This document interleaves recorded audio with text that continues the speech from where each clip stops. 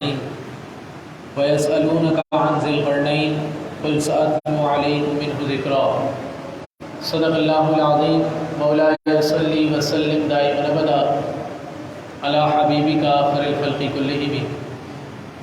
سامعین محترم، دوستوں، بھائیوں، بزرگوں، آج ہم نے نماز تراویح میں 16واں پارہ اور 17ویں پارے کا پہلا پاؤ سماعت کیا ہے۔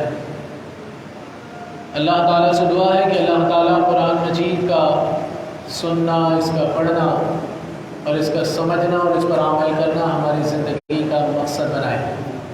سامعین محترم، آپ کو یاد ہوگا کل ہم نے اصحاب کہف کا واقعہ سماعت کیا تھا۔ تو یہ ایک واقعہ نہیں، مسلسل 3 واقعات ہیں، اور یہ واقعات کیوں نازل ہوئے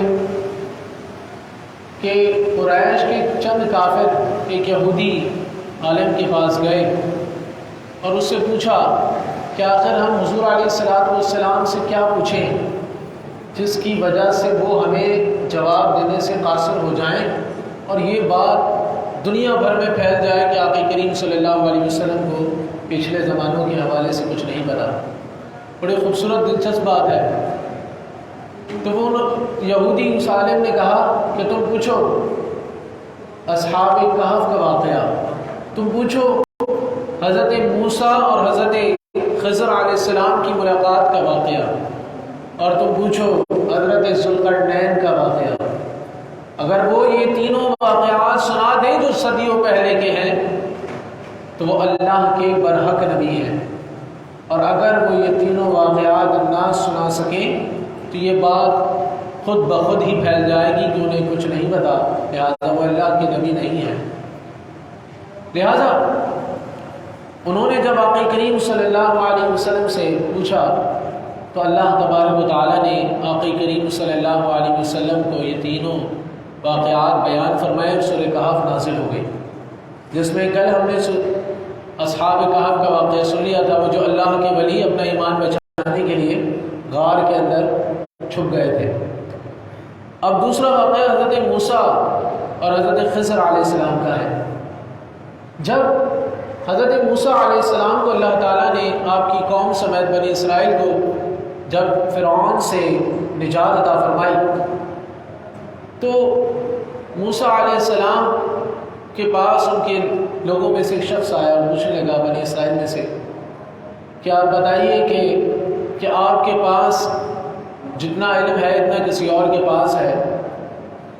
اسی طرح ایک اور بھی روایت یوں آتی ہے کہ حضرت موسیٰ علیہ السلام کو اللہ تبارک و تعالیٰ نے بھی فرمایا، اے موسیٰ، جیسے علم تمہارے پاس ہے لیکن ایک اور علم بھی ہے جو اللہ تعالیٰ نے اپنے ایک محبوب بندے کو عطا کیا ہے، وہ تمہارے پاس نہیں ہے۔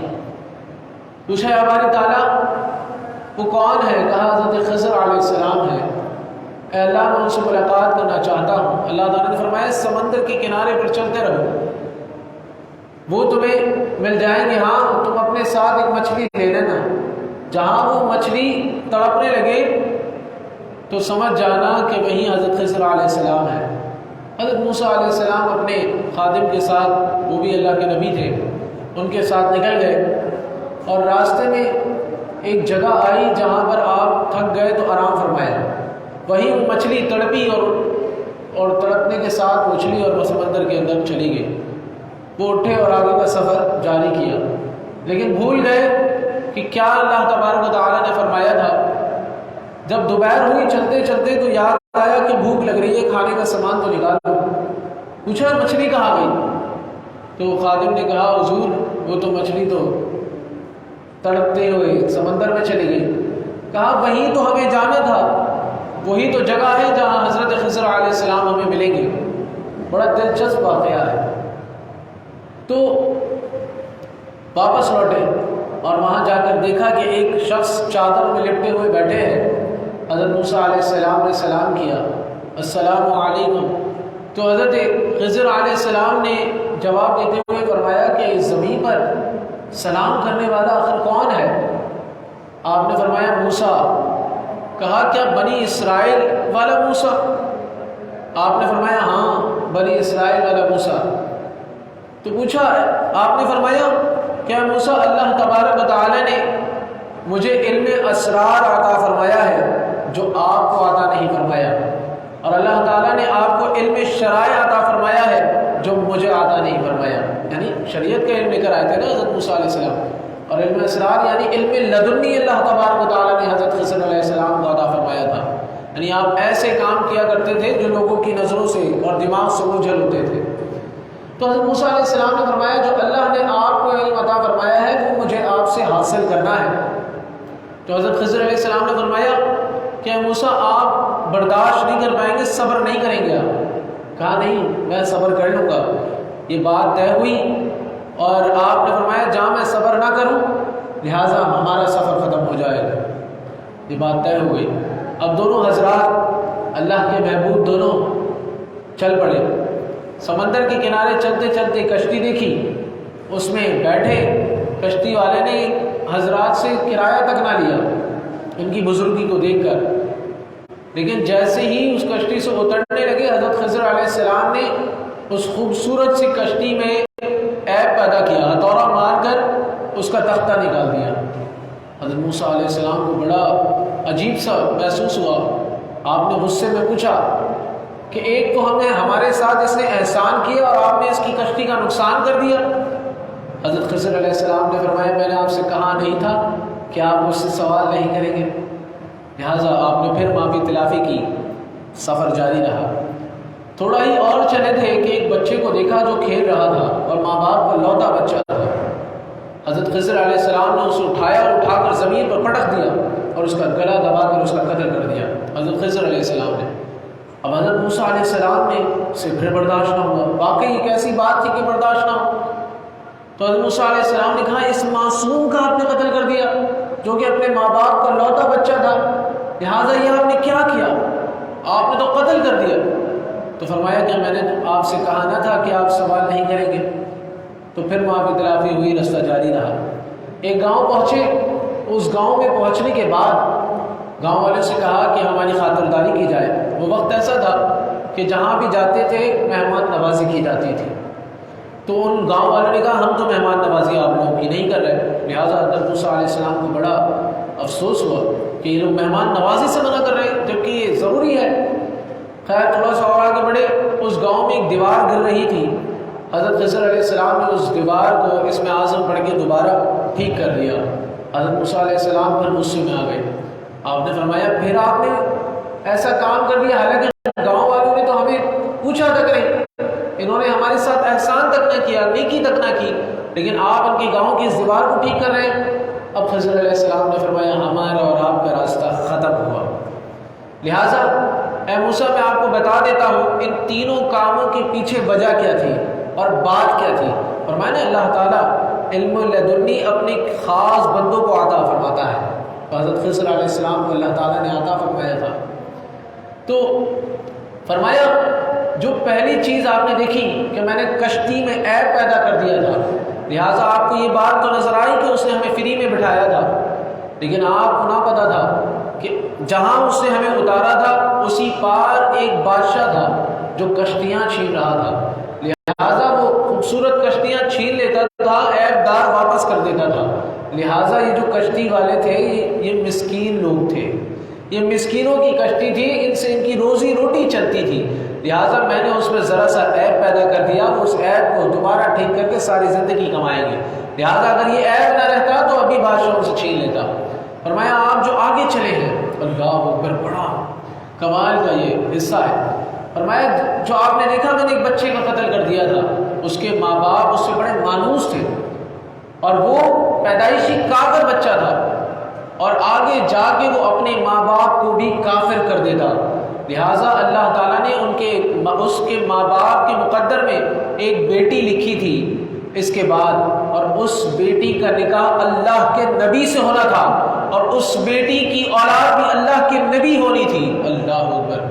لہٰذا اس کے ماں باپ کے ایمان کو سلامت رکھنے اور آگے عظیم بیٹی کے ہونے کے لیے میں نے اس بیٹے کا قتل کر دیا کہ اپنے ماں باپ کو کافر نہ کر دیں۔ اللہ یہ حکمت۔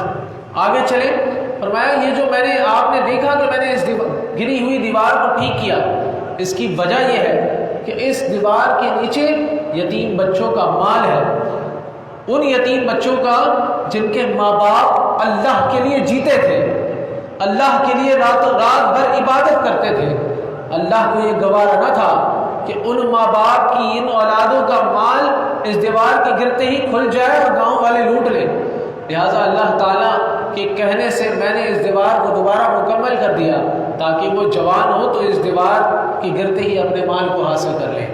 تو یہ خوبصورت واقعہ اور اللہ تبارک و تعالیٰ کی کمال حکمت ہے کہ بعض اوقات انسان کو جو بظاہر نظر آ رہا ہوتا ہے وہ واقعی برا ہوتا ہے، لیکن اس کے پیچھے اللہ تعالیٰ کی کیا کیا حکمتیں ہیں یہ علم لدنی والے ہی جانتے ہیں اور اللہ تبارک و تعالیٰ ہی جانتا ہے، لہٰذا اللہ تعالیٰ اپنے خاص بندوں سے بڑی محبت کرتا ہے۔ اور یہ جو آخری بات آپ نے سماعت کی کہ اللہ تعالیٰ نیک بندوں کے مال کو، ان کے معاملات کو ان کے جانے کے بعد بھی آباد رکھتا ہے، تو لہٰذا اس واقعے میں جہاں حضرت خضر اور حضرت موسیٰ علیہ السلام کی کئی اسباق ہیں وہاں یہ بھی سیکھنے کو مل رہا ہے کہ جو نیک ہوتا ہے اللہ تبارک و تعالیٰ اس کی نیکیوں کا اجر اس کی اولادوں کو بھی نصیب فرماتا ہے۔ تو یہ خوبصورت دوسرا واقعہ تھا۔ اب تیسرا واقعہ حضرت ذوالقرنین کا جو سورہ کہف میں بیان ہوا، وہ یہ کہ جب آپ صلی اللہ علیہ وسلم سے سوال کیا گیا حضرت ذوالقرنین کے حوالے سے، تو یاد رہے حضرت ذوالقرنین وہ بادشاہ ہیں جن کو دنیا کی بادشاہت عطا کی گئی تھی، دنیا کی۔ آپ نے مشرق کا بھی سفر کیا تھا، آپ نے مغرب کا بھی سفر کیا تھا، لہذا ایک مرتبہ آپ ترکستان کے مشرقی کنارے پر پہنچے تو وہاں کے لوگوں نے آپ کو پکڑ لیا اور کہا بادشاہ ہم ایک قوم سے بڑے تنگ ہیں جو پہاڑوں کے بیچ سے آتی ہے بارش کے زمانے میں، اور یہ آ کر سب کچھ چاٹ کر جاتی ہے یاجوج ماجوج کے حوالے سے، جو کہ قرب قیامت نکلیں گے۔ ان کے حوالے سے فرمایا کہ اس وقت وہ قوم آتی تھی اور آ کر جو ہے لوگوں کے مال کھا جاتی تھی مشرقی کنارے پر، تو انہوں نے حضرت ذوالقرنین علیہ السلام سے شکایت کی اور کہا ہم آپ کو مال دینے کے لیے تیار ہیں۔ حضرت ذوالقرنین نے فرمایا کہ مجھے مال کی ضرورت نہیں ہے، تمہاری جانی قوت کی ضرورت ہے، تم میرے ساتھ مل کر دیوار بناؤ۔ لہٰذا آپ نے وہ دیوار بنائی جو تانبے کی سب سے پہلی اور سب سے زیادہ طاقتور دیوار تھی۔ آپ نے اس دیوار کو بنایا، سمندر جو ہے نا پانی کی تہ سے اس کو اٹھایا، اس میں لکڑی کا استعمال کیا، سلسہ پلائی، کیا کیا چیزیں اس میں استعمال نہ کی، لہٰذا اس دیوار کو بند کر کے پہاڑوں کو بالکل پیک کر دیا۔ اور روایت میں آتا ہے کہ یہی دیوار روزانہ یاجوج ماجوج جو ہے توڑتے ہیں، اور جیسے ہی سورج دکھتا ہے یہ پوری قوم ہے، بہت بڑی قوم ہے، یہ قرب قیامت نکلے گی اور سب کچھ صفائے ہستی سے جو ہے مٹانے کی کوشش کرے گی۔ حضرت عیسیٰ علیہ السلام مسلمانوں کو لے کر ایک پہاڑ پر چلے جائیں گے، جو تور پہاڑ پر چلے جائیں گے تاکہ وہاں پر وہ لوگ محفوظ رہیں، اللہ تبارک و تعالیٰ سے پھر دعا کریں گے، پھر ان سب کی موت ہوگی۔ اور روایت میں آتا ہے یہ اتنی بڑی تعداد میں ہے کہ جب دعا کریں گے حضرت عیسیٰ علیہ السلام اور یہ سب مر جائیں گے تو جب واپس وہ پہاڑ سے اتریں گے تو کوئی ایسی جگہ خالی نہیں ہوگی جہاں رستہ ہو، پھر وہ دعا کریں گے اللہ تعالیٰ ایسے پرندے پیدا کرے گا جو ان تمام کو اٹھائے گا زمین سے، تمام وہ پرندے ان لوگوں کو اٹھائیں گے زمین سے اور اللہ جہاں چاہے گا وہاں وہ پھینک دیں گے۔ تو اتنی بڑی تعداد میں یہ جو ہے یہ قوم ہے، لہٰذا واقعہ دوسری طرف جا رہا ہے۔ تو حضرت ذوالقرنین نے اس دیوار کو بنایا اور اس دیوار کے پیچھے آج بھی یہ ہیں، تو لہٰذا روزانہ یہ چاٹتے ہیں، اسے توڑتے ہیں، جب وہ سورج دکھتا ہے تو چلے جاتے ہیں یہ کہتے ہوئے کہ ہم اس کو کل توڑیں گے۔ فرمایا جس دن وہ یہ کہیں گے کہ ہم انشاءاللہ کل توڑیں گے، اس وقت وہ دیوار دوسرے دن مکمل ٹوٹ جائے گی۔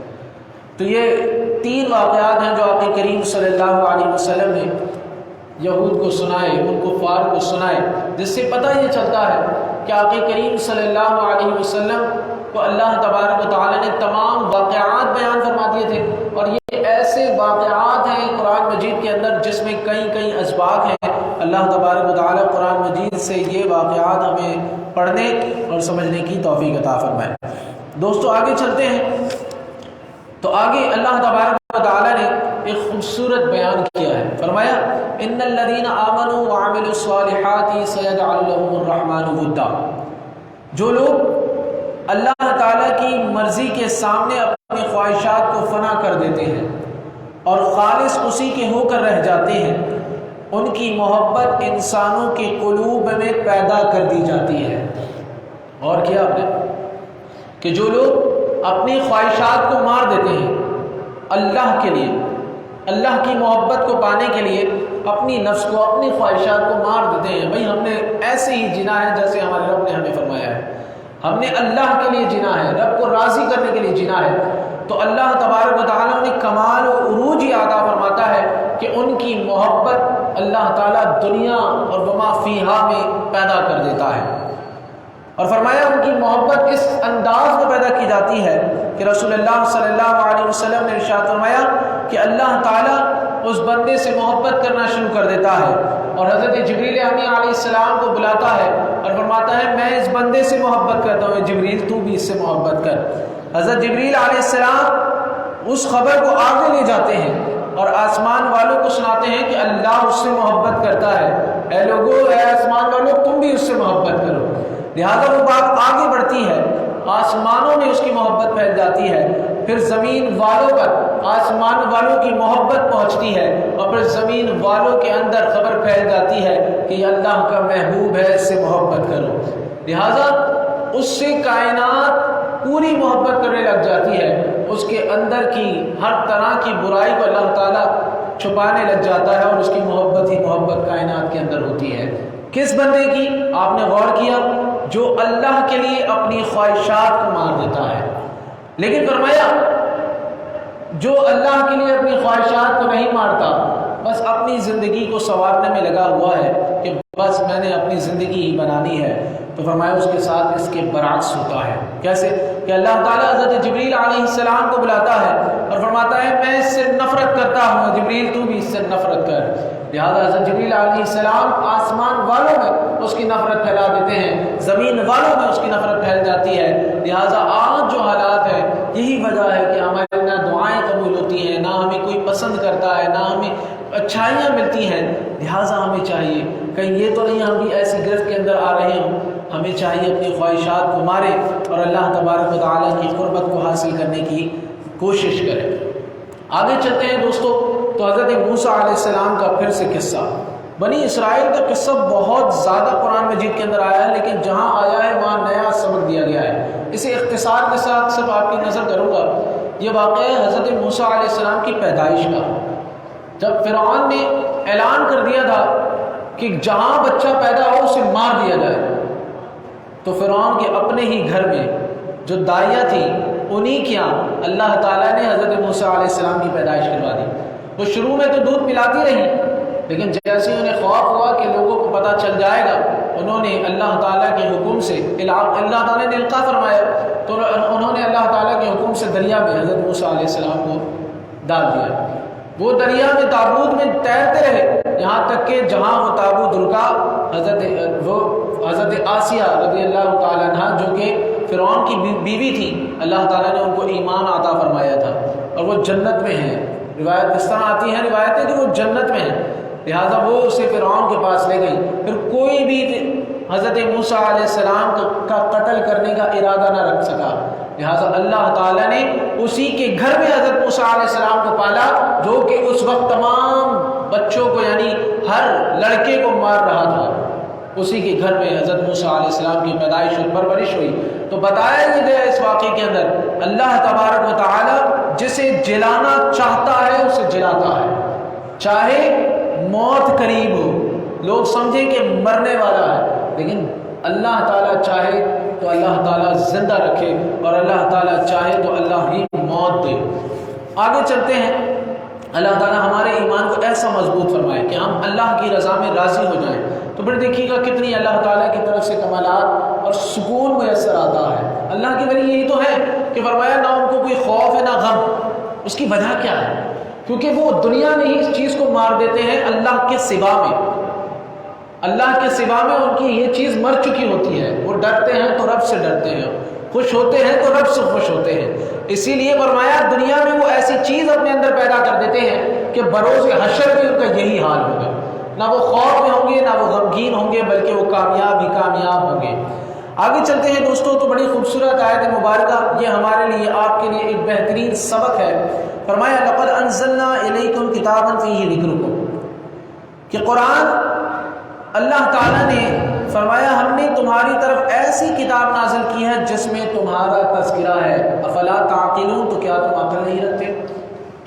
یہ انتہائی اللہ تعالیٰ کی طرف سے اہم آیت مبارکہ ہے کہ اللہ تعالیٰ نے اس آیت میں اہل اسلام کو جھنجھوڑا ہے اور فرمایا کہ قرآن وہ کتاب ہے جس میں تمہارا ذکر ہے. یعنی فرمایا یہ گیا قرآن بمثل آئینہ ہے، اسے کھولو گے تو تمہارا تذکرہ اس میں ضرور ملے گا. جس طرح ہم دیکھ رہے ہیں بنی اسرائیل کا تذکرہ، حضرت ابراہیم علیہ السلام کا تذکرہ، اس سے پہلے کے انبیاء کا تذکرہ، اس کے بعد کے انبیاء کا تذکرہ، اولیاء کرام کا تذکرہ. اس لیے اسی طرح اس زمانے کے لوگوں کا تذکرہ، میرا اور آپ کا تذکرہ بھی قرآن مجید کے اندر موجود ہے. فرمایا یہ بھی بمثل آئینہ ہے. کیسے اس کا تذکرہ ہم کیسے ڈھونڈیں گے؟ مشہور تابعی عرب سردار گزرے ہیں حضرت احنف بن قیس رحمۃ اللہ تعالی علیہ. ایک مرتبہ انہوں نے لوگوں کے سامنے قرآن کھولا اور فرمایا کہ میں نے آج اپنا تذکرہ قرآن مجید سے ڈھونڈنا ہے. فرمایا پہلے انہوں نے وہ آیات پڑھی جس کے اندر ان سعادت مندوں کا تذکرہ ہے جن میں سے کسی نے جان اللہ کی راہ میں قربان کر دی، کسی نے مال خرچ کر دیا، اور کوئی وہ لوگ تھے جنہوں نے رات بھر بستر سے الگ رہ کر رب کو راضی کیا. آپ نے فرمایا یہ میرا تذکرہ نہیں. آگے چلے پھر ان لوگوں کا تذکرہ تھا جو مشرک تھے، کافر تھے، منافق تھے، فاسق تھے. آپ نے فرمایا خدا کی قسم یہ بھی میرا تذکرہ نہیں. پھر آگے چلے پھر انہوں نے سورہ توبہ تک وہ پہنچے تھے، ابھی شروع میں ہی ہے 10ویں پارے تک پہنچے تھے. انہوں نے پڑھا ایسے لوگوں کا تذکرہ کہ جن لوگوں نے گناہ بھی کیے ہیں اور انہوں نے نیک اعمال بھی کیے ہیں. وہ آیت جیسے ہی انہوں نے اس آیت کو پڑھا فوراً کھڑے ہو گئے، کہا یہ میرا تذکرہ ہے. لہٰذا دوستو قرآن مجید بھی مثل آئینہ ہے اور قرآن مجید ہی دلوں کو پھیرتا ہے. جب قرآن مجید سے انسان اپنا تذکرہ پڑھ لے گا، اپنے آپ کو سمجھ لے گا، تو اس کے بعد اللہ تبارک و تعالیٰ اس کے قلب میں ایسا اثر پیدا فرمائے گا کہ وہ ضرور قرآن میں جو سب سے بہتر ہے ان میں سے ہونے کی کوشش کرے گا. تو اللہ تبارک و تعالیٰ قرآن مجید سے ہمارا رشتہ مضبوط فرمائے، اسے سمجھنے والا بنائے، اس کا لطف ہمیں عطا فرمائے. اللہ تبارک و تعالیٰ ہماری آج کی اس نشست کو اپنی بارگاہ میں قبول و منظور فرمائے. الحمدللہ رب العالمین والصلاة والسلام علی سید الانبیاء والمرسلین وعلی آلہ واصحابہ اجمعین. اللہم ربنا آتنا فی الدنیا حسنۃ وفی الآخرۃ حسنۃ وقنا عذاب النار. اللہم انت السلام ومنک السلام والیک یرجع السلام. حینا ربنا فی السلام وادخلنا دار السلام. تبارک ربنا وتعالیت یا ذا الجلال والاکرام. اللہم اغفر وارحم وانت خیر الراحمین. اللهم رب ارحمهما كما ربياني صغيرا. اللهم إني أسألك العفو والعافية والمعافاة الدائمة في الدين والدنيا والآخرة. اللهم أعني على ذكرك وشكرك وحسن عبادتك. اللهم أنت حسنت خلقي فحسن خلقي. يا مقلب القلوب ثبت قلبي على دينك. يا مقلب القلوب ثبت يا مقلب القلوب ثبت قلبي على دينك. وصلی اللہ تعالی علی خیر خلقہ محمد وعلی آلہ وصحبہ